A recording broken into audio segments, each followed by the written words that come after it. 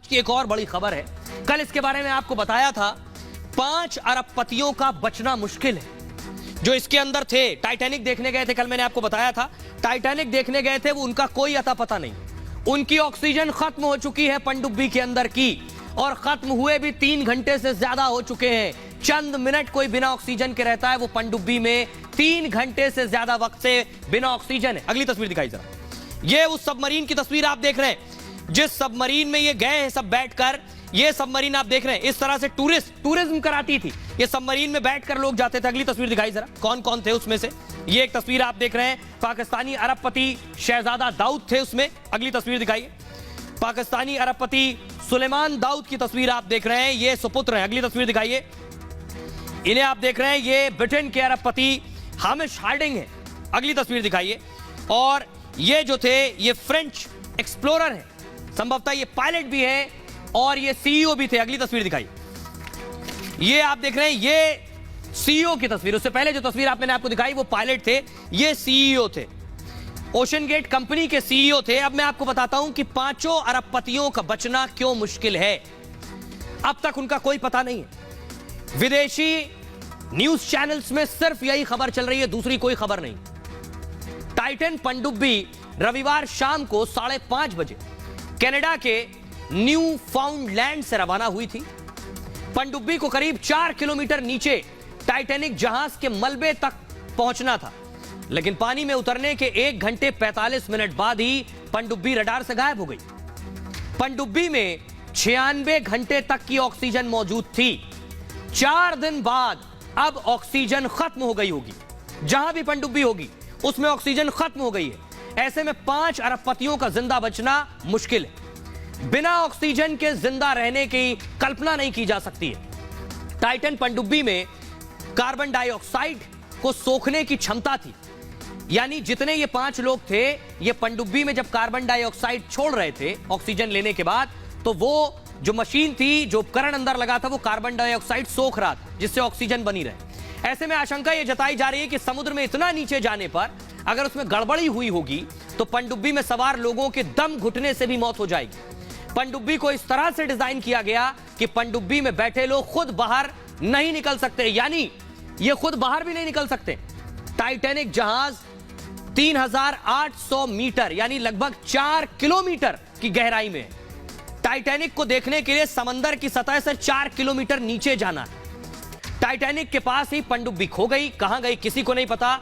आज से 112 साल पहले टाइटैनिक जहाज अपनी यात्रा के 4 दिन बाद डूब गया था। तब करीब 1000 लोगों की डूबने से मौत हो गई थी। अब टाइटन के साथ 5 अरबपतियों की डूबने की आशंका जताई जा रही है। उनका अब तक कोई अता पता नहीं है। जरा सुनिए क्या कह रहे हैं पाकिस्तान के अरबपति थे दरअसल ये, जिनका अता पता नहीं है। पाकिस्तान से जो रिएक्शन आ रहे हैं वो सुनिए सर। एंग्रो के शीर्ष पे इस वाक्य से कोई फ़र्क नहीं पड़ा। जिस तरह हमने देखा कि एक इंसानियत के नाते जो है दुआ गो है कि वो जल्दी से जो है मिल जाए और जो सही सलामत मिल जाए, क्योंकि इनके जो 96 आवर्स का जो टाइम था ऑक्सीजन का, वो तकरीबन बहुत शॉर्ट रह गया है। तो हम उम्मीद करते हैं कि अल्लाह से दुआ भी करते हैं कि उनकी जो है फ़ौरन रिकवरी भी हो जाए। एंग्रो एक बहुत बड़ा ग्रुप है पाकिस्तान का, इनकी बहुत ज़्यादा खिदमात हैं पाकिस्तान में भी और इंटरनेशनली भी। एक ऐसे वक्त में जब पाकिस्तान के जो ब्रांड एम्बेसडर के तौर पर आप इनको कह सकते हैं, काफ़ी लोगों के रोज़गार इनसे वाबस्ता हैं, तो काफ़ी दुआएँ इनके साथ हैं। और ये इंसिडेंस हुआ है काफ़ी ज़्यादा, एक आप कह सकते हैं कि बहुत दिलखराश वाक़या है, और पूरी कौम की दुआएं उनके साथ हैं। ये जो सबमरीन गई है वो तो उनको तो काफ़ी डिस्टेंस पे जाना था, काफ़ी बड़ा डिस्टेंस था इनको, लेकिन इनके पास जो है ना वो थर्सडे तक ऑक्सीजन इनके पास अवेलेबल है।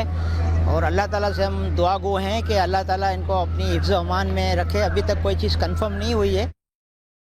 आइए अब मैं आपको बताने जा रहा हूं, जिस दिन से पनडुब्बी से संपर्क टूटा है उस दिन से रेस्क्यू चल रहा है, बचाव का काम चल रहा है, अब तक नहीं मिले। देखिए जरा तस्वीर, रेस्क्यू हो रहा है, यानी हवाई जहाज से रेस्क्यू हो रहा है कि समंदर में कहां खो गए।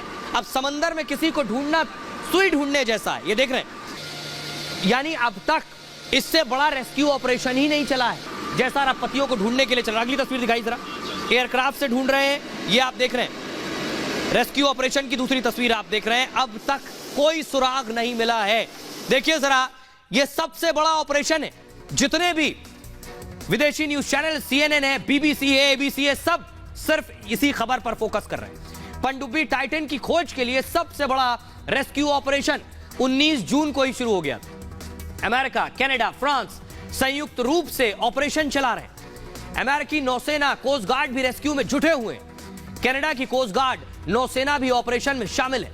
C-17 अमेरिकी मिलिट्री एयरक्राफ्ट और 2 C-130 जहाज भी रेस्क्यू में लगे हुए हैं। अटलांटिक महासागर में अमेरिका से कनाडा तक 20,000 वर्ग किलोमीटर के एरिया में ऑपरेशन चलाया जा रहा है। फ्रांस का एक जहाज सर्च अभियान में शामिल है।